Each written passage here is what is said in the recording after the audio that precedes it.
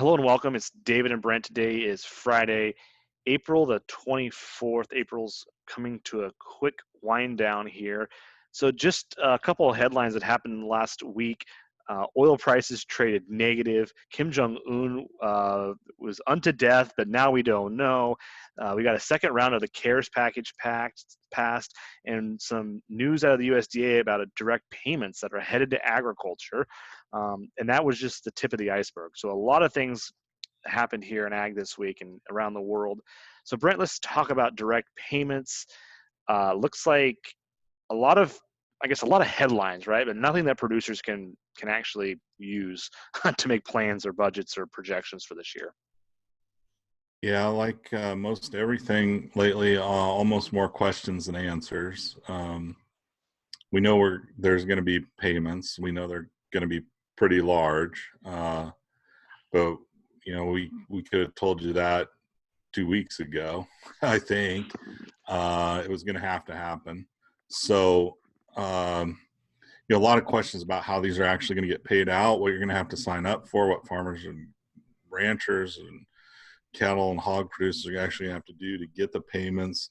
From what I can tell, we have no idea exactly how the payments are going to be calculated or made. Yeah, tons and tons of questions. Also, I think, probably going to get even more payments later in the year. And I saw an article or interviewed just this morning with Sonny Perdue, saying that they, really need to authorize the CCC up to 50 billion. I think it was 36 billion, which was in the original, I think, CARES Act. They were going to put that up to 50 billion, and it got pulled out. So it looks to me that the administration, at least, is looking toward making some big payments to producers over the coming year, and I think, frankly, they're going to have to keep the ag economy functioning. Yeah, there's two parts to this, right? So the CCC is unique where it's like a credit card, right? So one of them, somebody wants to open the limit of the credit card. The second piece is the CARES Act paid down some of the outstanding balance, which gives them some more borrowing room. So there's a couple levers they're pulling here. One of them is we're going to pay off some of the outstanding balance so you can have more money to spend. The other one is, can we open up that limit? That CCC, that 30 or 36 billion, that's a number that's been pretty flat over time. So that's what that's the amount of money we had back in the 1980s when we did the original early PIC program. And so Sonny Perdue and a lot of folks are arguing, hey, we need to adjust this for inflation. So we need to ratchet this higher because, inflation and $20 is, a bigger number. Well, and honestly, if you just step back and think about it, it's kind of a loophole anyway, right? It was a loophole way to make payments without having Congress authorize anything. I mean, the administration used the CCC in a pretty creative way to make the market facilitation payments, and it appears that they're going to continue to do that. The bigger question, I think, is, will Congress ever do anything about it, or just give him the ability to spend more money as he so desires? But I think it's going to set up a very interesting dynamic in the future farm policy as to whether this is how we're just going to make payments in the future. I don't know. Yeah, so on one end of Carl Zuloff was interviewed in an earlier article that we have, great transcript. He talked about CCC is a great feature because we have a 5-year farm bill, and if there's something that comes up, we can use these funds to bridge the gap. But the Obama administration had some limits on how they could use the CCC funds because there were some perceived irregularities in how they were issuing this out. And so there's kind of got to be a balance here. And right now, the tone is the administration just pushes the money out, and Congress has been backfilling it. And so the political momentum has been there. But to your point, that won't always be the case. And from my perspective, I'm worried that these are ad hoc programs. You know, Yeah. we just passed the farm bill, right? We haven't even got the first round of ARC and PLC payments out of this newly passed farm bill. It was dead on arrival as soon as we passed it. We already overrode it with MFP in the second round.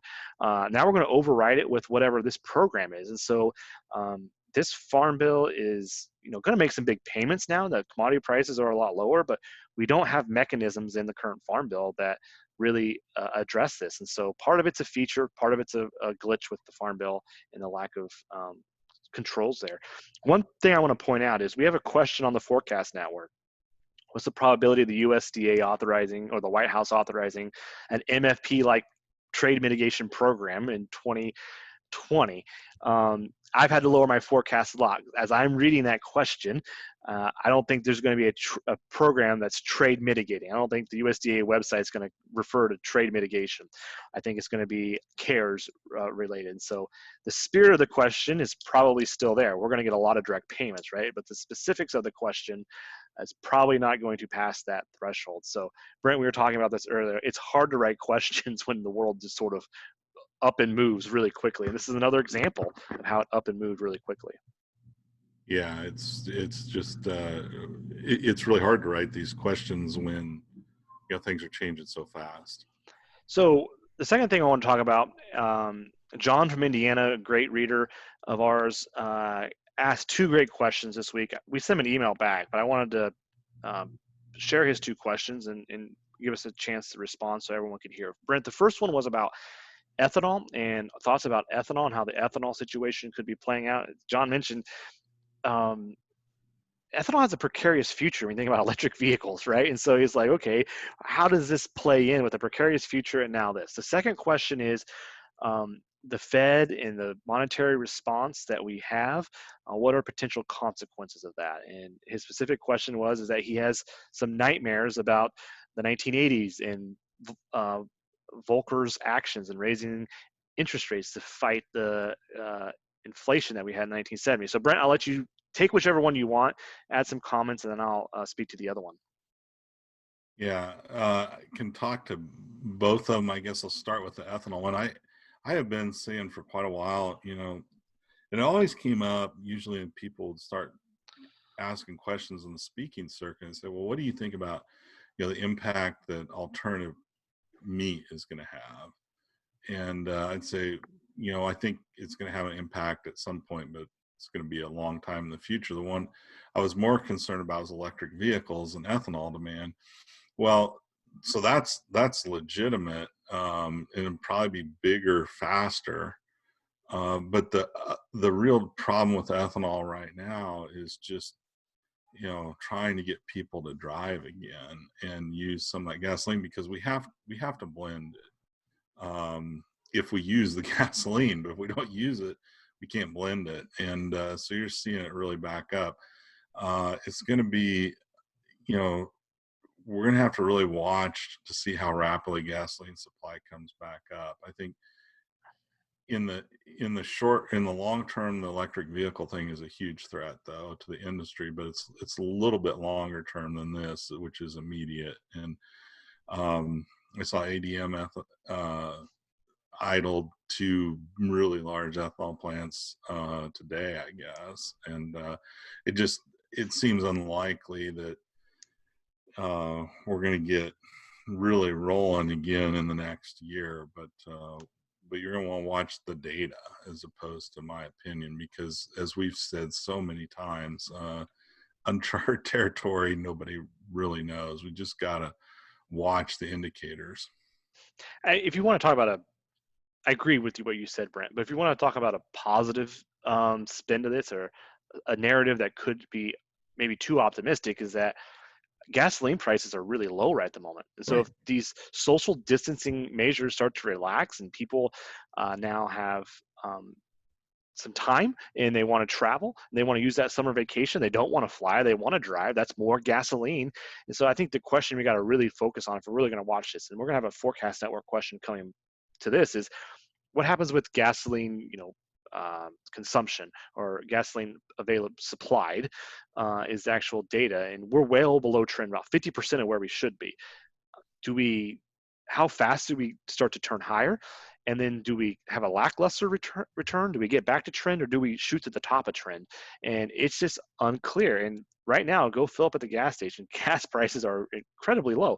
Oil prices traded negative. There is an oversupply situation right now. So it's all about usage Yeah. and blending at this point in the short run.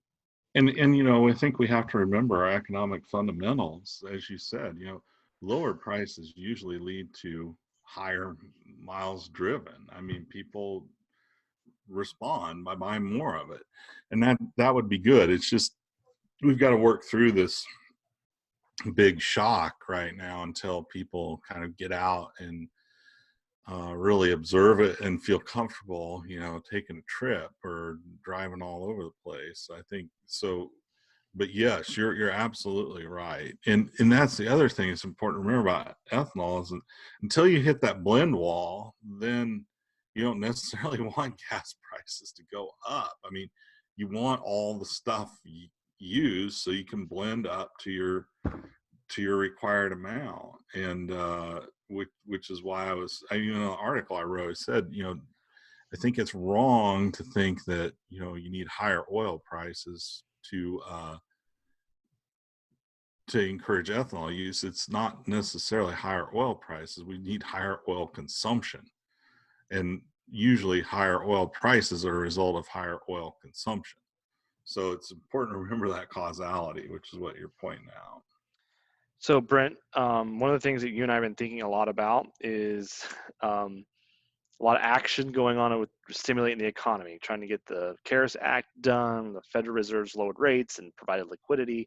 A lot of unprecedented action. You wrote a really good article about that a little bit, but um, as we're trying to help people think about, there's a lot of attention and focus on consequences of reopening the economy with respect to the disease, or consequences about um, not open the economy with respect to the disease. But there's not been a lot of talk about consequences of economic decisions that we're making. So it's kind of the opposite of the precautionary principle. We're sort of Right. let's do as much as possible that support the economy, and all efforts are good efforts, but not a lot of thinking about down the road. So what are your thoughts on that? Well, certainly, as I wrote in that thing, the actions that the Fed has taken are certainly not consequence free. Okay. And there's going to be implications. The, the challenge is that the time frame is what nobody really knows. So, does this manifest itself in 6 months or 6 years? And my bet is it's going to take longer to see the consequences really play out. But I'll never forget hearing Tom Honig speak a number of years ago, and he said, "What asset gets allocated properly at a zero price?" And that answer is none. I mean, when price is zero, there is no rationing at all. And how is money any different? And right now, what the Fed is doing is really, making money really, really cheap. And so it's really hard to know long term, but I think the cake is certainly baked. The ingredients are there for some inflationary pressures, but it's going to take, I think, a long time, or at least you know a while, more than 6 months for that to kick off. So I'll add one thing and then we'll wrap up here. I remember when in 2008, 2009, when the Fed was doing some unprecedented at that point, right, movements, and Ben Bernanke was the federal chair, and they hauled him to Congress, right? And they were asking him, how are you going to take these assets off the balance sheet, and how are you going to wind this thing down? And there was a lot of concern about inflation. And if you look at the Fed's balance sheet, right, we were kind of unprecedented jump up. We've gone much higher, you know, past that investigation. It came a little bit lower. And now we've just blown the roof off those previous highs. And there's no congressional hearings that I've seen or I've heard about, right? There's just not as much concern about these consequences. So it's interesting anytime you have a discussion about a consequence and you cross a line and then you blow through it later down the road and there's no thought about the Yeah. consequences. It's just a very, you just got to think about that. You got to think about what's going on that leads to that. Well, and one key difference now, I think, is that the Fed is clearly working much more closely with the Treasury. So the last time the Treasury wasn't borrowing huge amounts of money, the Fed was just cleaning up private sector debt. And people were worried about it. Now that it's public sector debt that the Fed is buying like mad, there's less concern about it because in some ways they're solving the policymakers' problems of how are we going to pay for all this. And you're 100% right. And it there will be consequences. There's just no doubt in my mind at some point. How bad? Anybody's guess. All right. Well, we have one last article: horses versus zebras. I heard this story. A friend shared it with me. It's from the rare disease community. You know, one of the things they tell doctors is when you hear hoof beats or hoofs hitting the ground, think horses and not zebras. So think about the most likely scenario, and that's really important. We talked about that, the base rate, right? So if you, what is the base rate? Always think about the base rate. And for the doctors, it's important to realize that you got to think about what's most likely to be the case. Well, that's really important framework, and it's always important to start with the base rate. But horses versus zebra needs to be a thing we remind ourselves of, because occasionally there is a zebra, and in the rare disease community there are. This is an area that specializes in zebras, so it's really hard to sometimes get rare diseases diagnosed because we sometimes use that base level, like, oh, this is the most common thing that can happen. This is the second most common thing to happen, and we train our brain to avoid the rare case events. And so we always have to keep a balance. You know, a heuristic is good because it helps us make quick decisions, and we got to be aware of those heuristics. And so I've been thinking about the base rate a lot, but we also got to remember that sometimes we have rare events and sometimes the base rate isn't a good scenario. So thinking about yields is a great one, right? Right now you need to be thinking about what's trend yield, and is there really enough information right now to say this is a 2012 like event? Probably not, right? But at some point in the future, we're going to have a 2012 like drought event, and we got to be willing to move off the trend, and we got to start to move towards this really rare event. So take a look at that article. It's definitely been thought provoking for me, as I've been really focused a lot on base rates, and so it's helpful to think about the other side of the base rate story. Yeah, absolutely. And uh, you sent me an email this morning too that motivated me a little bit to start thinking a little bit about, do models need warning labels? And almost any little tool you buy, it's almost comical. Simple little things you'll buy, there's like 5 pages in the owner's manual of warnings about how not to use it in some stupid way that only an idiot could do, and maybe a page on directions. And those are in there because the government said, "Oh, geez, people use this wrong and cause some big problem." And in the policy world, we're using models in much the same way with no warnings. So, you apply this model and no thought about what are the limits of it. When does it give you good information versus bad? What is it really telling you? How literal should you take the results? What's the range of results that are possible?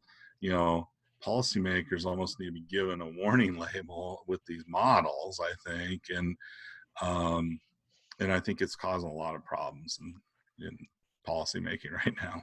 I think we're pretty good at this in agriculture, right? We know a lot about yield models. We know a lot about weather models, and we know that, you know, I joked with Brent earlier. I think the local weatherman might be one of the best people to think about models and how you think about models and how you use models to make decisions.